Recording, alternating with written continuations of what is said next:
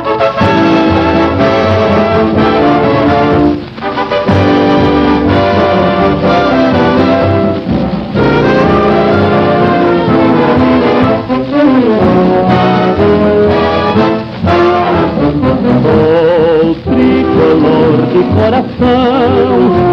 do clube tantas vezes campeão, fascina pela sua disciplina, o Fluminense me domina, eu tenho amor ao tricolor. Bom dia, boa tarde, boa noite, tricolores. Este é o Panorama Tricolor número 146, após a vitória maravilhosa, esplêndida, magnífica do Fluminense sobre a Mulambada. Lúcio Bairral, suas considerações iniciais e a pergunta: ganhar Fla-Flu é normal? Mas desde 40 anos antes do nada, não tem jeito. Ganhar Fla-Flu sempre foi normal, sempre. Renato Ram, que é direita, com a gente aqui, fala também considerações iniciais sobre essa vitória do Fla-Flu. Simplesmente uma vitória heróica. É isso, pessoal. O Fluminense ontem, da quarta rodada do Campeonato Brasileiro, ganhou de 3-2 do Flamengo. Né, e a gente aliás, um placar que se repete. Um placar. E não só, aliás, ontem foi barba, cabelo e bigode. Foi 3-2 do Fluminense. O Fluminense passou o Flamengo em vitórias no Campeonato Brasileiro, de 50 jogos, o Fluminense agora tem 19 e a Mulambada 18. E, além disso, o Fred, o famoso Cone, que todo mundo dá porrada, a mídia, que agora está falando que o Paulo Guerreiro é melhor, tornou-se o maior artilheiro do Campeonato Brasileiro de ponto corrido, ultrapassando ao célebre Paulo Baia. Vamos lá, Lúcio, e aí, fala um pouco sobre o jogo, aí, sua visão sobre o jogo, sobre a grande vitória do Fluminense sobre o Flamengo. Primeiro, Paulo Guerreiro quente. O cara é atacante do Peru, o cara é peruano. Quem é Peru no jogo do bicho? Ah, não, pô, pelo amor de Deus. Peru era bom quando de treinava isso lá atrás. O Peru não é nada no jogo do bicho. Mas enfim, vamos ao Fla-Flu.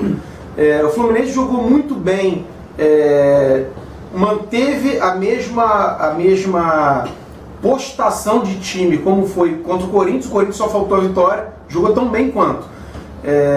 Em que pese as triangulações que conseguiram o menino Vinícius, o menino Gerson, enfim, os gols foram de almanaque. Tanto a triangulação e o menino Pará, foi o menino Pará que fez o pênalti e fez um gol que impediu o Fred pedir música. Agora podia pedir meia música assim, porque valia. Porque o Fred ia fazer o terceiro, se não fosse remeter contra, o Fred ia fazer, estava atrás dele fazendo. Enfim, o Flamengo é um time que a imprensa levanta como se fosse um dos melhores, a gente sabe que não é, e o Fluminense decanta como se fosse para brigar para não cair, e também não é. Enfim, o Fluminense se encaixar mais uma, duas vitórias aí, agora contra o Curitiba Sport, se não me engano, os 2 próximos jogos, o Fluminense briga lá em cima, ele está a 2 pontos do líder, então se ganhar o próximo pode brigar lá em cima, enfim, tem tudo para brigar no alto do campeonato. Agora, o Fluminense jogou muito bem, jogou bem postado, jogou equilibrado. E aí, no intervalo, já deu a súmula de que o seu Rodrigo Caetano e o seu Bandeira de Melo foram no vestiário do árbitro xingar, enxovalhar, falar que ele era da FERJ, que ele era ladrão e que não sei o quê.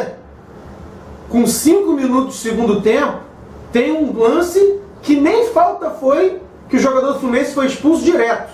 Sem cartão amarelo, ele foi expulso direto. Nem foi falta. Ele nem pegou no cara. Ele foi junto na bola, mas encostou só na bola, não encostou no pé do cara. Foi expulso direto. Será que essa pressão no intervalo surtiu o efeito desejado para a diretoria do Flamengo? Expulsar um jogador? Aliás, todo Fla-Flu tem que ter um expulso do Fluminense injustamente, né? Impressionante isso. Enfim, segue o relator. Isso aí. O Renato, o Fluminense parece que conseguiu realmente achar um esquema e jogar compactado, coisa que a gente cobrava há muito tempo, né? Enfim, se eu parar pegar os números, não tem de cabeça aqui não, mas a posse de bola foi muito maior para o Flamengo, mas o Fluminense lembrou o Fluminense de 2012, onde o outro dominava, não conseguia fazer muita coisa e o Fluminense lá no contra-ataque e matava o jogo. Tá por aí? Você acha que é por aí? Segundo a televisão, para 70 e poucos % de posse de bola. O Fluminense se postou muito bem. No início ficou dando campo para o Flamengo, que só sabe tocar a bola para um lado para o outro, não tem penetração, mas nós também estávamos sem velocidade para sair. Melhorou no decorrer do jogo. Algumas coisas têm que ser corrigidas, a cobertura da defesa. O primeiro gol do Flamengo, por exemplo, quem foi marcar o lateral esquerdo do Flamengo foi o Gum. Que devia estar na área para caber. Mas o Renato tinha ido dar o combate no jogador da frente que mas perdeu. tem que ver, mas não pode ser o Gum sair da área, o Alexandre Puna de cabeça faz. O Gum tinha que estar brigando de cabeça. Tem algumas coisas para corrigir, não. Pontuais, né? Pontuais mesmo. Coisas que dá para corrigir. O Fluminense melhorou defensivamente, o Anderson conseguiu, eu acho, um pouquinho de compactar esse time. Eu acho que nós vamos fazer um belo brasileiro. E, se você disse, Curitiba quinta-feira e o Sport no domingo. O Sport não vai ser fácil, não. Verdade. Curitiba, que aliás perdeu para o Bahia. Não, ganhou 2x1, né? Mas o Sport empatou com o Santos na Vila Belmiro, depois está 2x1 para o Santos, aos 47 os caras brigam até o finalzinho. Verdade. É um time bem armado, eu acho que vai ser um jogo difícil. E segundo Diego Souza, 87 é deles. Eu vou dar um pitaco aqui rapidinho sobre a partida. O Fluminense realmente encaixou de novo. Não pode esquecer de falar do Gerson. O Fluminense encaixou de novo o 4-2-3-1, né? Que é o esquema clássico ele foi campeão em 2012. O Flamengo também jogou no mesmo esquema, e os entendidos dizem que teve um espelhamento do esquema tático. O Flamengo tocou mais a bola, teve mais a posse de bola, mas esbarrou realmente, finalmente, numa coisa que a gente vem cobrando há muito tempo, que é uma compactação do time e uma coesão maior entre os jogadores. Então, ou seja, ele tocava a bola, mas não conseguia penetrar. O que acontecia? Tanto é que os 2 gols foram de cruzamento, ou seja, foram pelos flancos e cruzados, porque por dentro estava difícil. E o Fluminense matou o jogo em 3 contra-ataques. Se não me engano, as 3 jogadas foram de contra-ataques. E no primeiro gol, o Gerson, cara, o garoto finalmente jogou como a gente espera que ele jogue. Realmente tem um potencial gigantesco. Não é à toa que o Barcelona já está pagando para ter direito, para ter prioridade na compra. Se você pegar o lance que ele espera ele espera a zaga toda se postar, ele puxa para trás e ele cruza. Pênalti claríssimo, que a imprensa está chorando até hoje, não sei porquê, não sei por que motivo, claro, foi tocado, recebeu a carga e o Fred bateu magistralmente, né? O segundo gol, uma jogada também de toque de bola, o Gerson tocou para o Renato cruzou. Se o Pará não faz contra, o Fred faz. O Fluminense era senhor do jogo, apesar do toque de bola do Flamengo, mas o Flamengo foi lá e achou o gol. Uma jogada lá. Para complementar, se não expulsa o Giovani, era 4-5. Ah, não, aí era. Com certeza pela consistência do jogo do Fluminense. A arbitragem inventou uma expulsão no início do tempo para equilibrar o jogo. E realmente equilibrou. O Fluminense começou a sair com chutão, porque não tinha válvula de escape de velocidade.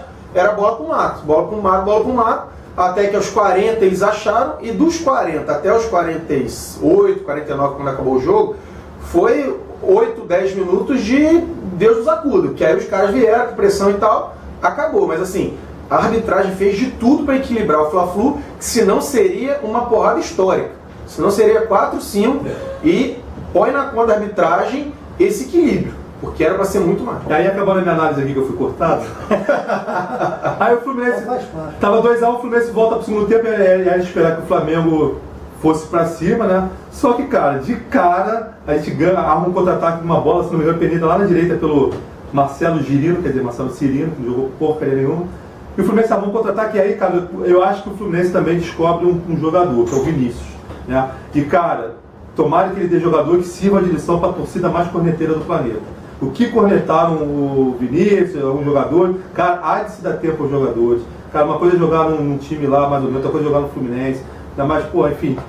Ele já tinha jogado bem contra o Corinthians, e acho que foi mal substituído, mas ele parece que esteve cansado. E, cara, ele deu um passe magistral pro Gerson, e mais uma vez o Gerson fez uma jogada, cortou o zagueiro e deu pro Fred tocar na bola, e o Fred foi lá e mandou ele engraçar. E se você reparar, na hora que ele deu a bola pro Fred, ele já saiu para comemorar, hein? Antes do Fred fazer o gol, né? Que ele falou, peguei o Fred e gol. E aí teve essa expulsão infeliz do Sandro Meirahit no Giovani. Aliás, acho até que o Giovani estava jogando bem. Estava bem. A gente critica muito o Giovani jogando bem. E aí, cara, realmente, aí o Flamengo com um a mais, o Fluminense armou as 2 linhas lá, aí foi 2 linhas de 4 com o Fred e aí foi um jogo de muita raça, muita valentia. Achei as substituições corretas. O Pierre deu uma força lá e, cara, ele pensou no Wellington Silva, uma válvula de escape de saída, além de defender na válvula de escape. Não deram certo. O Wagner e o Fred saíram sem perna. As questões não deram certo, mas a tentativa acho que era aquela mesmo. Não, era aquilo mesmo. E a colocação do Wellington Silva na esquerda foi porque quando ele botou o Pierre e tirou o Gerson, e jogou o Pierre quase que lateral esquerdo também. Sim. E aí o Cristóvão tirou o Pará para azar nosso, né? Para não fazer o pênalti, não ser expulso. E colocou alguém lá ocupando a ponta direita. Então eu acho que o Henderson inteligentemente entrou com... Sim. Agora, sobre isso da torcida não ter paciência, a torcida do Fluminense cornetava o Wellington Nem das primeiras vezes que ele subiu. Aí emprestou pro Figueirense, ele voltou outro jogador. Birubiru. Torcida corneta, ele cornetou.